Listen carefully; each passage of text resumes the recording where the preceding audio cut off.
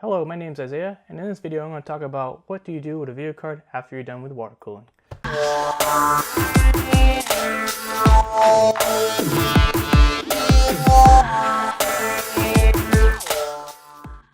So as you see here, I have my gigabyte card that I did a video about before.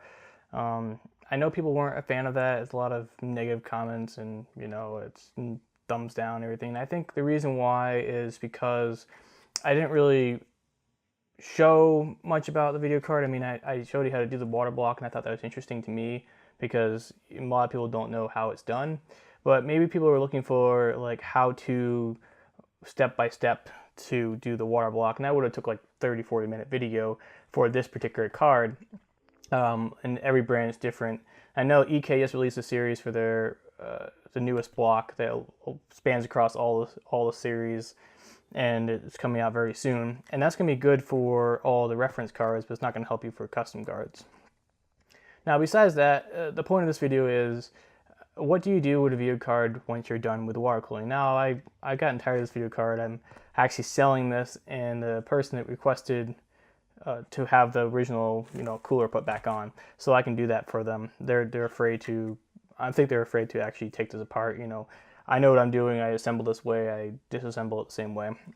But I thought I'd make the video because I think some people don't understand how to preserve your cooler and what to do with the card afterwards. I've gotten really good deals on eBay from cards that, they're like, oh, I don't have the box, I don't have the cooler, I just have this water block.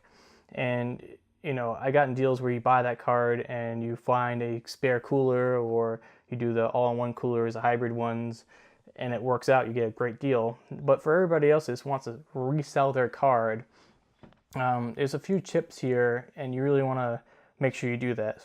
And so I'm going to go through that right now. So for one, you always want to make sure when you disassemble the card originally, and I think I missed that in a video I did about assembling this, is that you want to keep all your original screws. Now below this actual, cellophane here, I have all the main screws. I screw them back into the cooler itself so I can't lose them.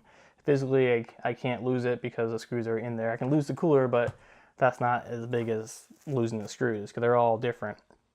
Second thing is here, cellophane or just plastic. You want to make sure that you have it covered, and because all these things are still sticky, and if you have it uncovered for a year or so, how long you ever have your video card out, these become unusable, they become hard, rigid, and they're not going to make contact with the memory or the VRMs or anything like that. And so pretty much you're putting on this big heat sink that's not making contact anymore. So you would have to buy new little sticker things. I can't think of the name right now, but that's what you would have to do.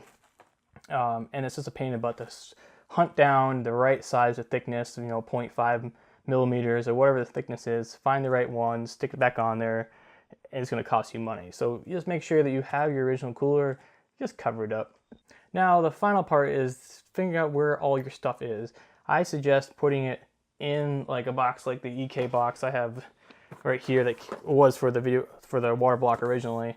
Now sometimes your cooler won't fit in it because it's too big or what have you, but for the most part you should be able to put everything that came from the water block or video card originally into the box here, and you pretty much want to hold on to that I should say. And the last part is take a picture before you even start. And I have a video which is great. That video shows, hey, this is how it looked before. And right before starting this, I realized that I've lost the cooler, the actual backplate of this.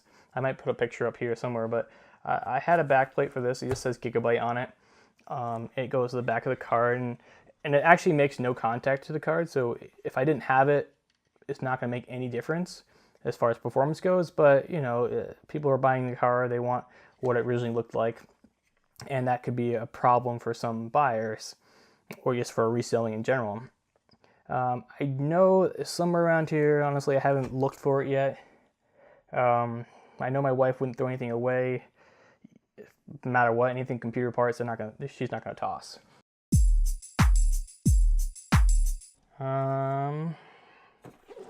Well, I was actually looking here. Now I'm talking about hiding stuff in the same spot. It might actually be in here. And what do you know? No joke. I was just talking about how you put everything in here. I never did that. I just had them laying out, and I was smart enough to put the back plate in here thinking, you know what, next time I take it apart, I'm going to find it right where there is. So anyways, I'm not going to show a video of reassembling this because the same process is going the other way around. I just want to give you guys an idea of what it takes to put the card back together, especially if you're going to resell it. So when you do assemble a card with a water block, just make sure you keep all the original parts. It's going to make it way easier to sell in the future. And I know a lot of people say, oh, I'm never going to sell this card. I paid $500 for it. And then, you know, when I sell it, it's going to be worth $100. Or it's still money.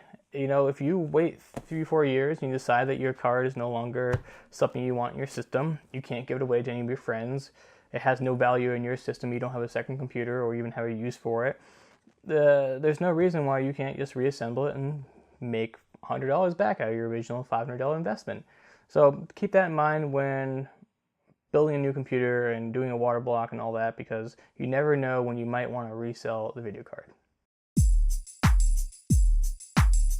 So anyways, thanks for watching. I hope you enjoyed this video. I know it's a lot about rambling, but at the same time I want to address my other video about the water block, and I also want to give you guys tips and tricks on to keeping your stuff all together so when you do want to reassemble everything, it's all good to go.